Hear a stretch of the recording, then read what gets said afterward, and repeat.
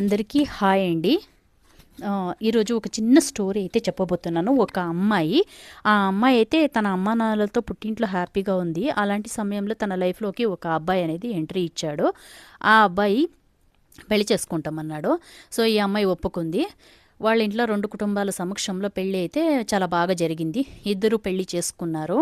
పెళ్లి చేసుకున్న తర్వాత 2 ఇయర్స్ తర్వాత ఒక బాబు అయితే పుట్టాడు.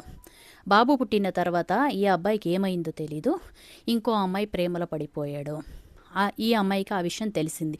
తెలిసిన వెంటనే ఈ అమ్మాయి అడిగేసింది, ఎందుకు ఇలా చేసావు అని అడగానే, తప్పు చేసిన వాళ్ళని మీరు తప్పు చేశారంటే చాలా కోపం పుడుచుకొస్తుంది కదా, అలా వచ్చేసింది పాపం ఆ అబ్బాయికి. అలా చాలా కోపం వచ్చి ఇద్దరికి కుటుంబంలో చాలా గొడవ జరిగింది. గొడవ జరిగిన పాపం ఈ అమ్మాయిని పుట్టింటికి పంపించేశాడు. పుట్టింట్లో పాపం వచ్చి ఎవరు గట్టిగా ఇతన్ని నిలదీసేవాళ్ళు కూడా ఎవరూ లేదు ఆ అమ్మాయికి. అలాంటి పరిస్థితి ఆ అమ్మాయిది. అలా చేసేసాడు. సో అలా చేసేదే ఉంటే అతనికి ఆ అమ్మాయిని ఎందుకు పెళ్లి చేసుకోవాలి? ఎవరినో వాళ్ళని వీళ్ళని చూసి ఆరాంగా హ్యాపీగా ఆ అమ్మాయిలతోనే తిరగొచ్చుగా ఉండే కదా, ఎందుకు పెళ్లి చేసుకున్నాడు? ఎందుకు ఈ అమ్మాయి జీవితం నాశనం చేశాడు? ఇలాంటి వాళ్ళు ఈ సమాజంలో ఉన్నారండి.